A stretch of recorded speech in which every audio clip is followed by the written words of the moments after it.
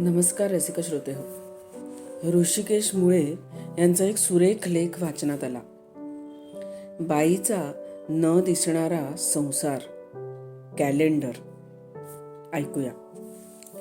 आईनं रबर बँडमध्ये रोल केलेलं कॅलेंडर कपाटातून बाहेर काढलं. देवासमोर ठेवून त्याला हळद कुंकू वाहत नमस्कार केला आणि दरवर्षीप्रमाणे ते फ्रीज जवळच्या भिंतीवर लटकवलं. आई दरवर्षी हे असं करते. मनात प्रश्न आला, काय आहे या साध्या 12 कागदांमध्ये? म्हणून गेल्या वर्षीचं कॅलेंडर चाळत बसलो. आईनं गॅस सिलेंडरवर लावलेली तारीख, बाबांच्या पगाराची तारीख, ताईची पाळी, किराणा भरल्याची तारीख, दादाची परीक्षा, बचत गटात पैसे भरल्याची तारीख, भिशी, दूध, पेपर, लाईट, बिल भरल्याची तारीख, EMIची तारीख, घरकाम करणाऱ्या ताईंचे खाडे यांसारख्या बऱ्याच गोष्टींच्या नोंदी होत्या या कॅलेंडरमध्ये. अगदी मावशीच्या मुलाच्या लग्नाच्या तारखेपर्यंत. डिजिटल कॅल्क्युलेटर जरी आकडेमोड करत असलं तरी महिन्याभराचं आर्थिक नियोजन याच कागदी कॅलेंडरवर उमटत असतं. गरोदर महिलेच्या चेकिंगची तारीख, नंतर तिच्या बाळंतपणासाठी हॉस्पिटलमध्ये नाव नोंदवल्याची तारीख, ते अगदी बाळंतीण झाल्याचा दिवसही ह्या कॅलेंडरमध्ये लिहून ठेवला जातो. 10वी-12वी बोर्डाचं टाइमटेबल शाळेतून मिळाल्यावर ते घरी आल्या आल्या या कॅलेंडरवर नोंदवण्याची आमच्यात प्रथा असे. अगदी शाळेत दांडी ज्या दिवशी मारली ती तारीख, ते लायब्ररीतून घेतलेलं पुस्तक परत करण्याची तारीख याची नोंद आवर्जून या कॅलेंडरवर व्हायची. सहकुटुंब बाहेर फिरायला जायचं म्हटलं तरी बिचाऱ्या या कॅलेंडरला 1 तास चर्चा ऐकावी लागे. काही घरांमध्ये आजी आजोबांच्या औषधाच्या वेळाही कॅलेंडरवर पाहायला मिळतात. गंमत म्हणजे नवं कॅलेंडर आल्यावर घरातल्यांचे वाढदिवस कोणत्या वारी आलेत हे पाहण्याचा एक जणू इव्हेंटच असतो.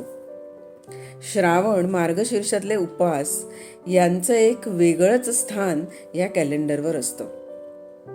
का कुणास ठाऊक, पण संकष्टी चतुर्थी, आषाढी एकादशी, गणेशोत्सव, रक्षाबंधन, नवरात्रोत्सव, दसरा, दिवाळी, होळी, संक्रांत यासारखे दिवस व सण कॅलेंडरमध्ये एकदा पाहूनही मन भरत नाही. ते पुन्हा पुन्हा पाहण्यात एक वेगळंच समाधान वाटतं. हातात स्मार्टफोन, एक चांगली डायरी घरी असूनही गृहिणी अशा कॅलेंडरवर का लिहित असतील बरं? कॅलेंडरचं निरीक्षण केल्यावर उत्तर मिळतं. डोळ्यांसमोर राहणारं शाश्वत असतं म्हणतात.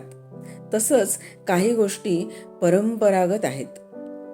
गृहिणी घरात ज्या ठिकाणी जास्त असते त्या स्वयंपाकगृहातच अधिक करून हे कॅलेंडर लावलं जातं.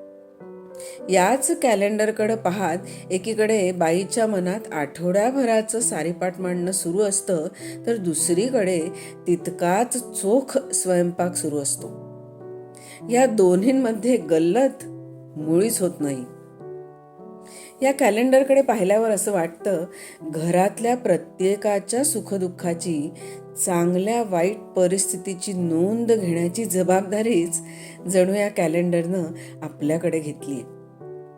कदाचित काही महिलांना या कॅलेंडरकडे पाहिल्यावर काहीसा आधारही वाटत असेल. इवल्याशा हुकवर वर्षभर लटकणारं हे कॅलेंडर पाहिल्यावर कदाचित अनेकांना बळही मिळत असेल. इतक्यात आतून आईचा आवाज आला, कॅलेंडर टाकून देऊ नको रे, राहू देत, इतक्यात नसतं टाकायचं. मला हसू आलं, पण खरं सांगू, ज्या कॅलेंडरवर वर्षभराच्या सुखदुःखाच्या प्रत्येक घटनेच्या नोंदी झाल्या त्या कॅलेंडरविषयी आईच्या मनात हा जिव्हाळा निर्माण होणं अगदी स्वाभाविक आहे. 2024चं कॅलेंडर पुन्हा रोल करून त्याला रबर बँड लावलं, त्यावेळी जाणीव झाली की आपल्या हातात आहेत ते फक्त साधे 12 कागद नव्हे, तर बाईचा न दिसणारा संसारच आहे.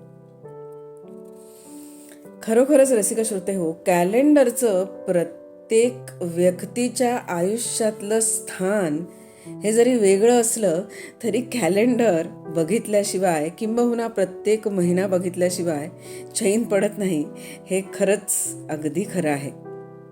तेव्हा हा लेख कसा वाटला आणि कॅलेंडर विषयीची आपली एखादी आठवण कमेंट बॉक्समध्ये नोंदवायला विसरू नका. मनापासून धन्यवाद.